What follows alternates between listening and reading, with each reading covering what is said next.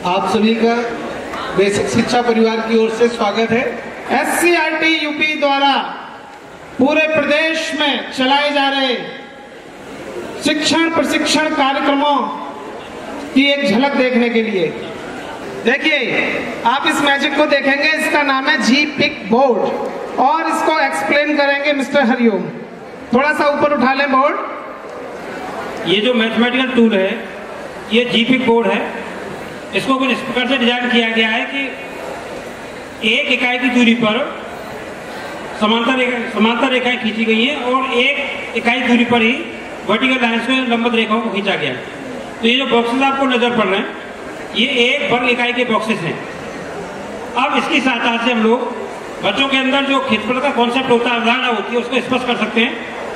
आप देख रहे हैं इसमें भिन्न भिन्न प्रकार की ज्यामितीय आकृतियां बनी हुई हैं। ये जो डॉट्स हैं और ये अंदर वाले डॉट्स हैं, इनको हमने इस फॉर्मूले से जोड़ा है। इस सारी फिगर्स का एक ही सूत्र है, वो है कि बहुभुज का क्षेत्रफल इक्वल टू a/2 + b-1। अब यहाँ पर a क्या है? a जो पर्टिकुलर बहुभुज है जो बना हुआ है उसकी सीमा पर स्थित ये डॉट्स हैं, और b क्या है? उस बहुभुज के अंदर स्थित डॉट्स की संख्या है। तो हम लोग निकाल के देखते हैं। ये फिगर जो दे रखी है, इस सूत्र की मदद से इसका क्षेत्रफल निकालते हैं। ठीक, तो जैसा मैंने आपको पहले बताया, इस सूत्र में a क्या है? बहुभुज की सीमा पर स्थित बिंदुओं की संख्या, और b क्या है? बहुभुज के अंदर स्थित बिंदुओं की संख्या। अब लोग काउंट करते हैं बहुभुज की सीमा पर कितने बिंदु स्थित हैं। तो ऐसे काउंट करते हैं 1 2 3 4 5। ठीक, चलिए देखते हैं ये चांद रोज निकलकर आखिर करता क्या है और किस तरह से ये डिफरेंट शेप लेता है। इनका नाम क्या है? आओ दोस्तों, आज सुने हम मिलकर नई कहानी। दूर गगन में दिशा सदन में रहता चांद मस्तानी, बोलो रहता चांद मस्तानी, बोलो रहता चांद मस्तानी। रात्रि का घोर अंधेरा, जब चांद नजर न आए, चंदा का यह रूप अमावस्या कहलाए। तो आज हम इसी पोयम के साथ सीखेंगे चंद्र की कलाएं। जैसे कि देख रहे हैं ये क्या है? एक काला चांद। इस समय चांद पर सूरज की रोशनी नहीं आती, हमें पृथ्वी से ये पूरा काला दिखाई देता है, तो इस वजह से इसको बोलते हैं अमावस्या। और यहाँ से शुरुआत होती है हमारे न्यू मून की।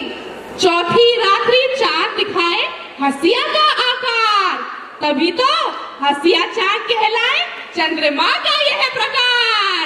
और फिर 4 दिन बाद जब चांद थोड़ा आगे बढ़ता है तो उसका आकार हो जाता है हंसिए जैसा, और उसके बोलते हैं वैक्सिंग क्रीसेंट। ऐसे चलते चांद करे अपनी कक्षा का चौथाई भाग पूरा, आधा भाग दिखाई पड़े और रह जाए आधा अधूरा।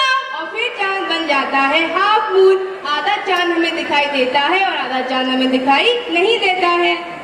आगे बढ़ते चांद अपना 3/4 भाग दिखाए, इसी वजह से यह स्थिति कुबड़ा चांद कहलाए। और फिर आ जाता है कुबड़ा चांद, वैक्सिंग गिब्स, जिसमें हमें चंद्रमा का ज्यादा पार्ट दिखाई देता है, थोड़ा सा पार्ट दिखाई नहीं देता है, और जो उसकी पोजीशन है, जो उसकी आकृति है, वो बन जाती है थोड़ी कुबड़े जैसी।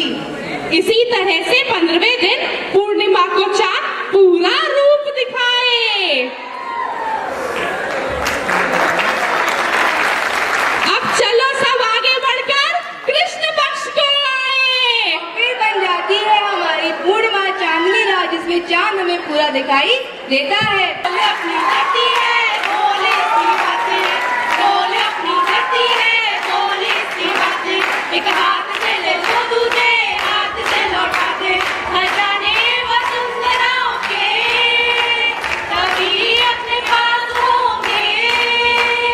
धरती के लाल जब धरती के साथ होंगे, आम के आम होंगे, खुशियों के दाम होंगे, के सेब संतरों के लिए अपनी शान होंगे।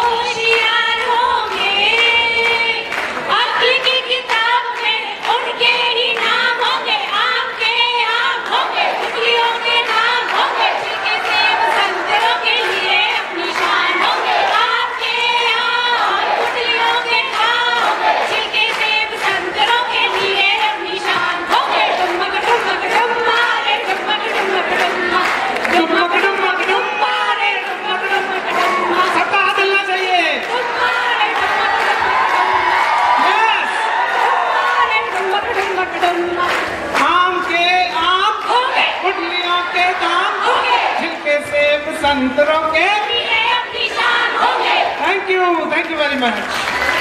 गणित और विज्ञान बच्चों को करते हैं बहुत, पर SCRT यूपी अपने अभिनव तरीके से ढूंढ कर लाया है बहुत ही रोचक निदान। मैं उनको भी हृदय से धन्यवाद देता हूँ। जय हिंद, जय भारत।